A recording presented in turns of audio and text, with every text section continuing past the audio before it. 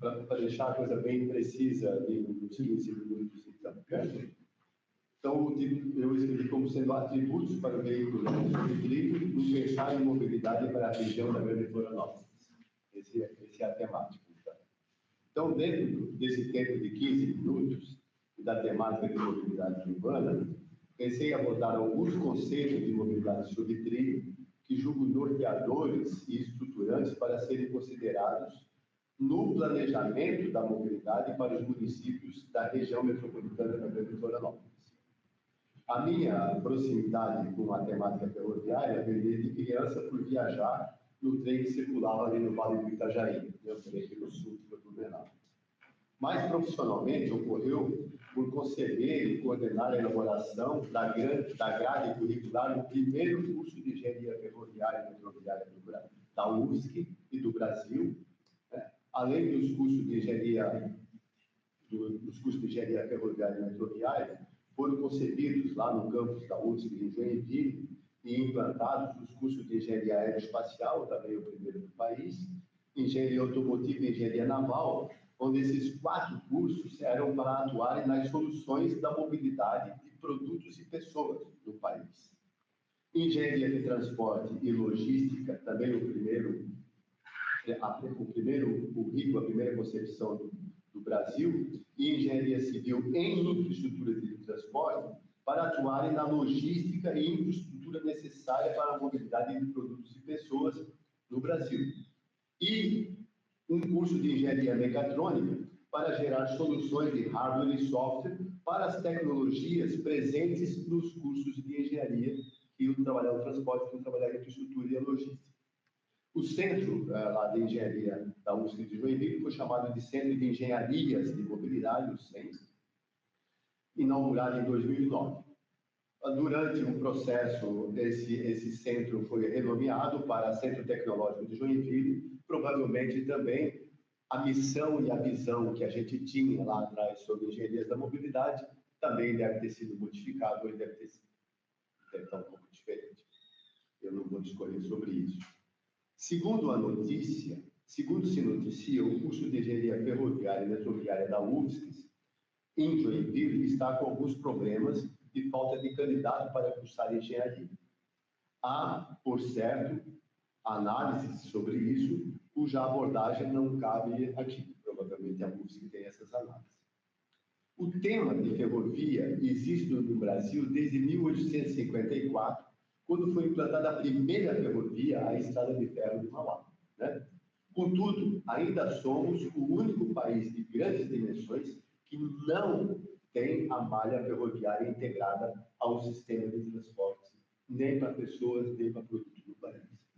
A solução em tecnologia para transporte de pessoas que se sugere para Florianópolis e região, no contexto da mobilidade sobre trilhos, é o veículo leve sobre trilhos com propulsão elétrica. O VLT, assim chamado, é um pequeno trem de superfície adaptável à realidade urbana, podendo ter carros de diferentes tamanhos, isso que a gente estava conversando, adequadamente apropriados à mobilidade urbana das cidades e regiões, com média densidade populacional, em torno de 1 milhão de pessoas, né? Que pode transportar entre 150 e 300 pessoas por viagem, de 15 mil e 30 mil pessoas por dia por cada composição. Embora se desloque sobre trilhos, o VLT pode compartilhar trechos com outros tipos de veículos. É, por princípio, um modal de transporte que deve operar de forma integrada com outros modais, tanto da mobilidade ativa quanto da mobilidade passiva.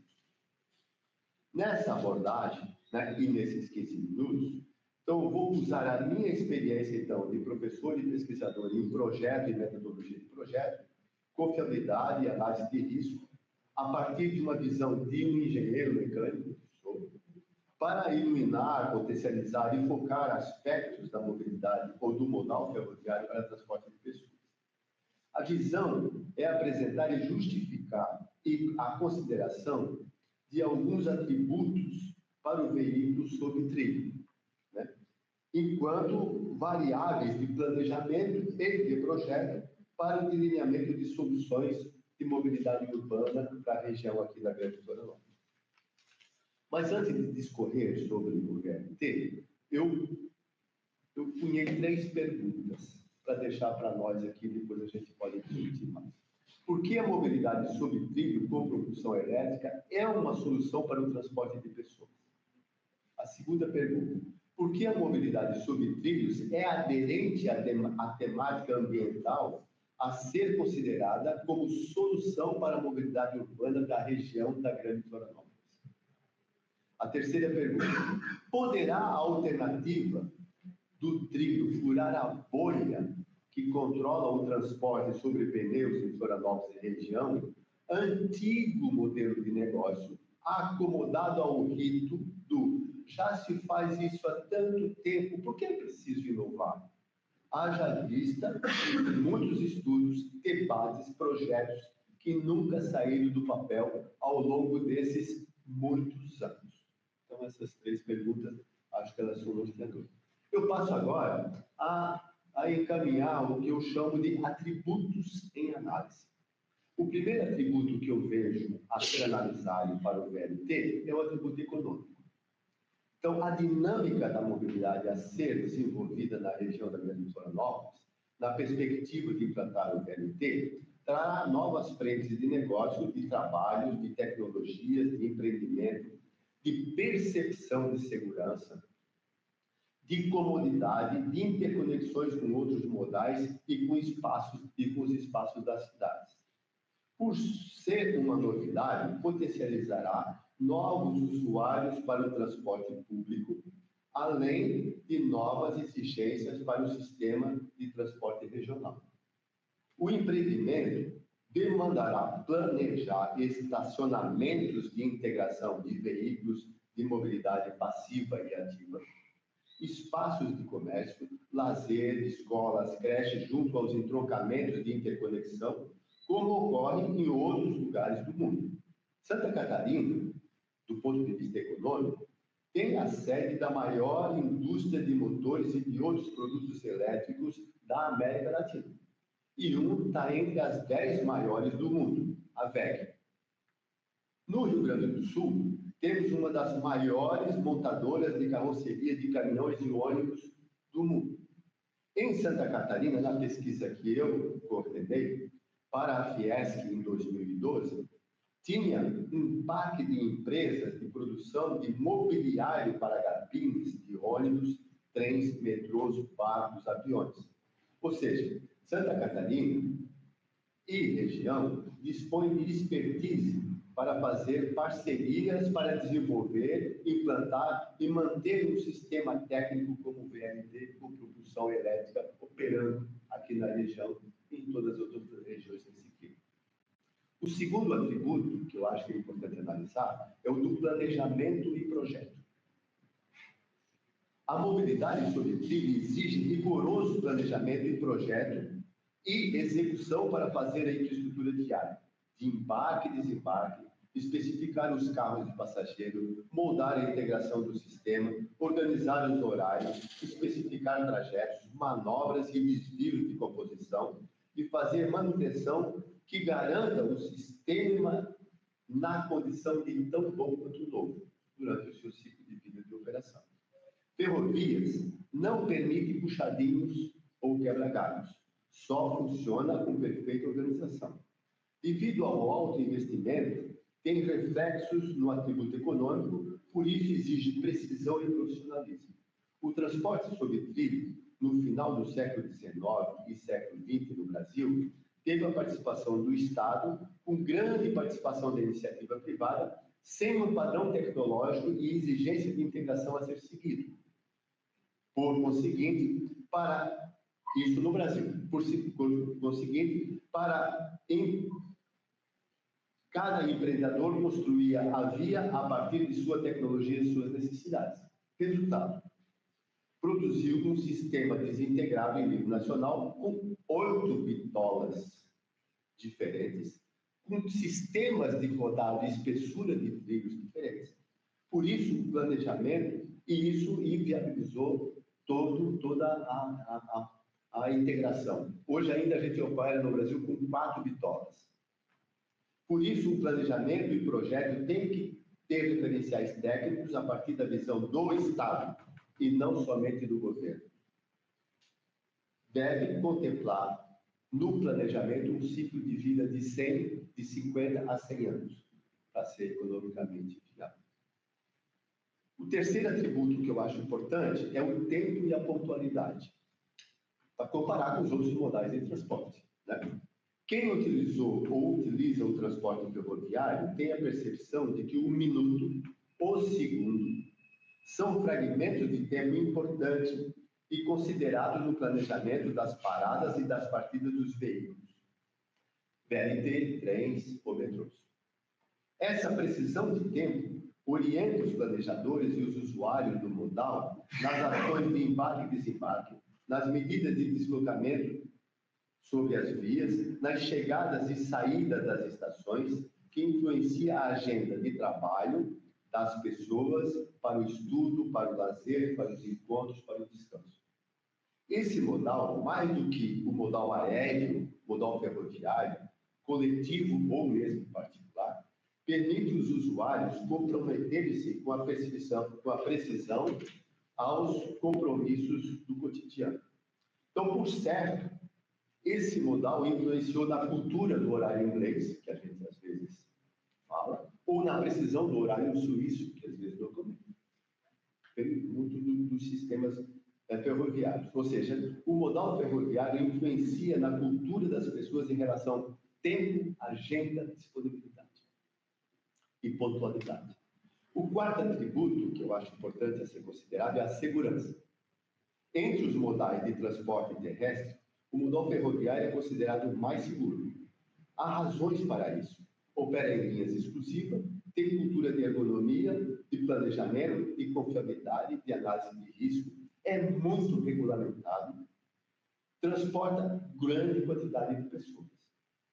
A consideração do atributo de segurança no planejamento e projeto resulta em um tipo de transporte que propicia ao usuário a percepção de segurança. Isso é válido para o Brasil e é válido para qualquer região do mundo. O quinto atributo que eu acho que é importante considerar é o conforto. O atributo de conforto no VLT se destaca devido ser as estruturas e os carros projetados para e fabricados para facilitar o acesso e prover a acessibilidade de todos. Utiliza os recursos como pisos de carros em nível das plataformas, sistema de propulsão elétrica que proporciona aceleração e desaceleração gradativa e constante, baixo ruído e vibração devido a um tipo de motorização e velocidade controlada, o alto padrão de ergonomia, de comunicação e limpeza são sempre presentes nesse tipo de modal de transporte. O conforto ao viajar no VLT facilita a conversa, o trabalho em viagem, a leitura, a contemplação, entre outros. Outro atributo que eu julgo importante para as nossas comparações é a limpeza. A limpeza é um atributo operacional padrão no modelo de gestão do sistema VLT, que é priorizado no projeto dos carros e no projeto da estrutura de embarque e desembarque. Isso é muito importante. Em relação a esse atributo, o VLT é educador, é cômodo, é afetivo e compromete os usuários desse modal de transporte a cuidarem e a se sentirem cuidados. O atributo de limpeza é potencializador da percepção de segurança nos modais ferroviários para o transporte das pessoas. O outro atributo que eu vejo muito importante é a qualidade. A qualidade em si é um atributo amplo e sintetiza confiabilidade, mantenibilidade, disponibilidade, pontualidade, segurança, conforto e limpeza. A qualidade está na especificação da função do VLT, que deve se refletir na tecnologia, na fabricação, no uso, na operação, na manutenção, na economia de energia e na aderência à preservação ao meio ambiente. O outro atributo que eu vejo muito importante é o atributo ambiental. O modal sobre trilhos, o VLT, com propulsão elétrica, atende a necessidades ambientais atuais e futuras, tão prementes e tão debatidas e enfatizadas no Brasil e no mundo. O fato de ser propulsão elétrica produz baixa emissão de poluentes, enquanto transporta grande quantidade de pessoas que trabalham integrado a outros modais. O fato de ter longo ciclo de vida, tanto para os carros quanto para as infraestruturas, muito contribui para o atributo ambiental.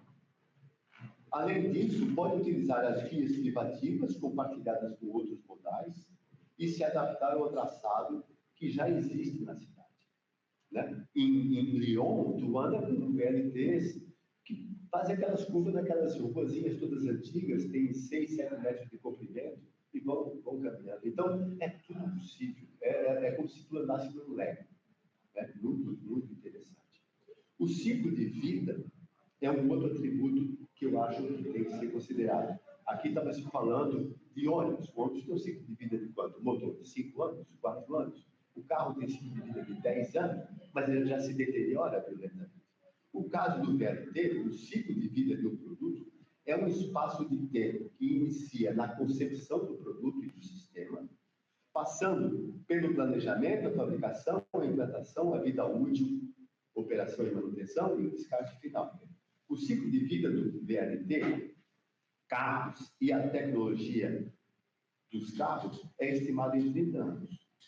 A infraestrutura tem um ciclo de vida centenário. Então, esse ciclo de vida compensa o investimento necessário. Na verdade, ele potencializa a visão de planejamento de futuro, que a gente precisa tanto.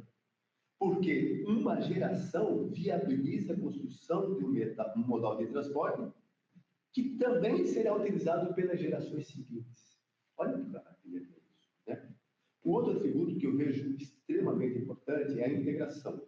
Esse atributo indica que o VLT é um modal de transporte que trabalha integrado com outros modais de transporte.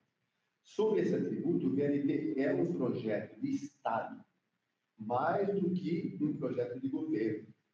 Isso devido ao ciclo de vida longo, ao custo da infraestrutura, ao impacto no espaço urbano onde as linhas vão ser instaladas, à capacidade de transportar pessoas, ao rigor técnico de planejamento de projeto, como também em operação e manutenção. Então, é uma tecnologia de transporte recomendada para regiões metropolitanas como a de Florianópolis. Se encaixa perfeitamente. Temos aqui 1 milhão e poucas pessoas nessa região. O VLT poderia vencer muitas das barreiras de integração hoje existentes que impedem a integração de sistemas via ônibus. Apenas como exemplo, a depender de estudos precisos, o VLT poderia integrar os municípios de Palhoça e São José com Florianópolis, e no futuro, estendendo para outros municípios, por exemplo, como o Iguaçu. Na ilha, a integração poderia ocorrer a partir de um terminal central que chega desses municípios, vindo em torno da UFSC, caminhar até o centro, por exemplo, de administração do governo, ou assim por diante. Por quê? Porque eu entendo que esse modal de transporte ele vai potencializar a utilização do transporte público por outras faixas sociais e econômicas que hoje não usam o transporte público. O último atributo que eu coloco é o atributo da educação. Eu deixei por último para ficar bem calcado.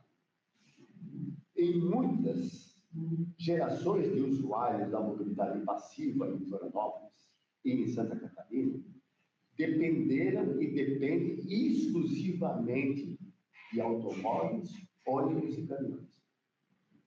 Para o veículo leve sobre trilho, enquanto uma variável de planejamento e projeto, o atributo educacional visa chamar a atenção de usuários e não usuários, do governo e dos investidores, de que os investimentos do VLT têm vantagens como: é um sistema de transporte com propulsão elétrica, é confortável, é rápido, pode variar de 30 a 80 km por hora, que possibilita conversar, possibilita ler, é amigável para as crianças, para os adultos e para os idosos, que se move com acelerações e desacelerações suaves, é amigável para as pessoas com necessidades especiais, não sei se é esse o nome, mas que tem limitação, como nós velhos, por exemplo, né? Em síntese, é um modal de transporte que viabiliza a qualidade de vida e do bem viver. É em si uma novidade que provocará novas reflexões entre alunos, professores, nas escolas de formação inicial, na escola média, na escola universitária. Ampliará o leque de oportunidade no meio comercial e industrial para a abertura de novas empresas de limpeza, manutenção, operação, fabricação. Por ser seguro, confortável, acessível, facilita a inclusão social para diferentes faixas econômicas e para pessoas com limitações de mobilidade. Poderá transportar mais facilmente os dispositivos utilizados pelos usuários da mobilidade ativa. Além disso, há experiências no mundo onde os vagões e as estações são locais de cultura, de comércio, de integração de pessoas e de lazer. O VLT não é apenas um sistema de transporte, mas também é uma tecnologia que contribui para a adoção de práticas mais sustentáveis, promovendo a mobilidade urbana e a inclusão social. Ainda dentro da educação, eu termino aqui essa fala com 3 perguntas também. Que cursos da UFSC ou da UDESC adotam o modal ferroviário ou abordam o modal ferroviário na formação profissional dos seus alunos? Então, como é que eu vou impactar o futuro, as cidades, os planejadores, se a universidade não encampa isso? Que pensam os formandos, futuros planejadores das nossas cidades, estado e país, sobre o modal ferroviário, se eles não são abordados por isso, nos seus currículos, nos seus debates?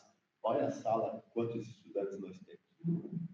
Que futuro é esperado para um Estado ou para uma nação de dimensões continentais que não enfatiza a mobilidade sobre trilho no planejamento da mobilidade urbana para as próximas gerações? Para o transporte de pessoas, para o transporte de produtos. Era isso que eu queria chamar a atenção.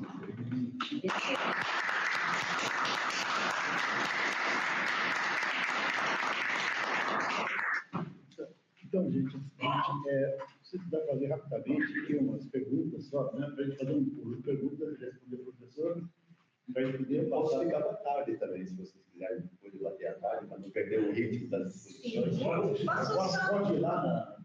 Sim, eu posso. Eu posso só jogar uma questão que não sei se eu vou poder estar à tarde lá, porque eu pretendo. Porque a Adriane não vai estar na tarde. Talvez, mesmo que não seja para responder agora, depois, mas que foi anunciado o BRT para Florianópolis, né? Assinatura de que foi semana passada, né?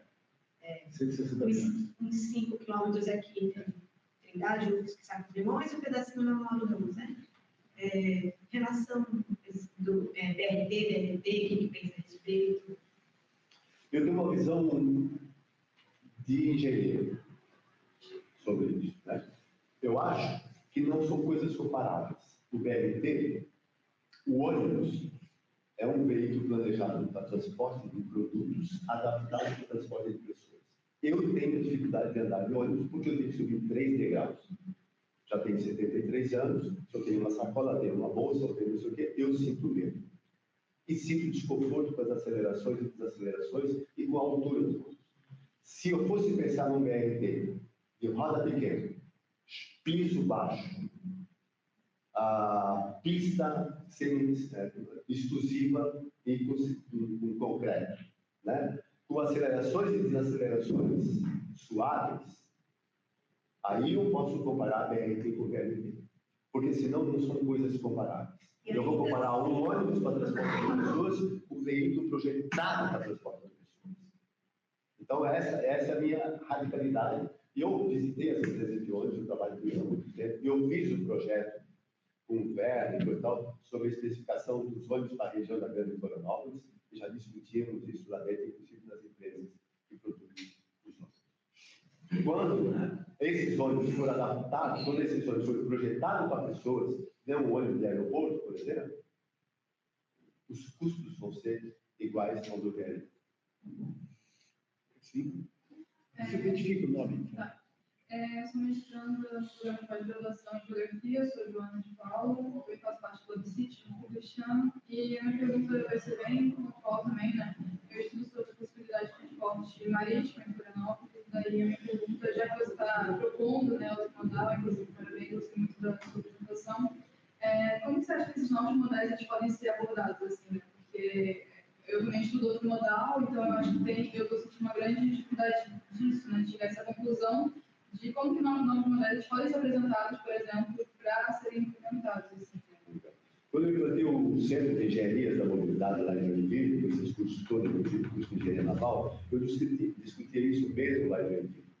Quer dizer, se tu olhares para Florianópolis em 1914 até 1926, todo o transporte aqui era marítimo, porque não tinha ponte para Florianópolis.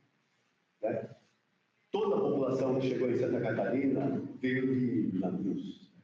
E navio era quase uma bacia, né, que transportava as pessoas da Europa para cá. Né? E os rios todos eram navegáveis, e a navegação dentro de cabotagem era uma coisa extremamente presente. E, de repente, as pessoas desaprenderam de que o rio é uma pista pronta, né? De que as tecnologias de controle dos barcos, de previsão de tempo, é uma coisa fantástica, né? Hoje, nos dias de hoje, tu vai a qualquer lugar, Lisboa, Barcelona, ou qualquer lugar que tenha um mar como esse nosso, ele está cheio de... Né? Esses europeus, como nós que viemos para cá, que poluíram a Europa toda, saíram com fome, saíram doentes, migraram para cá por causa da doença de poluir os rios. Lá eles aprenderam a utilizar os rios como via de transporte, e os daqui ainda não aprenderam. Né? Tu vê os alemães, os italianos, os poloneses, não sei o quê, daqui ainda não aprenderam, como nós todos, quase todos pelos rios. Né? Exceto o Lino, eu sou pardo também, eu de pardo. Então, é isso, sabe? É uma visão política, uma visão social. A tecnologia, do ponto de vista da tecnologia, não há problema nenhum. Então, eu queria só fazer um complemento. E competitiva, inclusive. É que eu fiz um trabalho multimodal na graduação, com formação em relações internacionais, pessoal. E até foi para apresentar na época, e a gente fez um levantamento, e a gente esbarrou, claro, já vai fazer uns 20 anos atrás, né?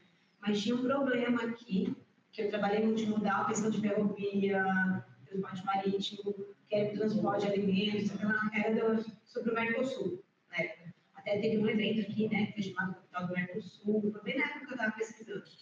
E havia um acordo firmado aqui com as empresas que se instalaram no transporte público rodoviário, né, que não se desenvolveria outro modal, principalmente o aquaviário, por um período de 50 anos.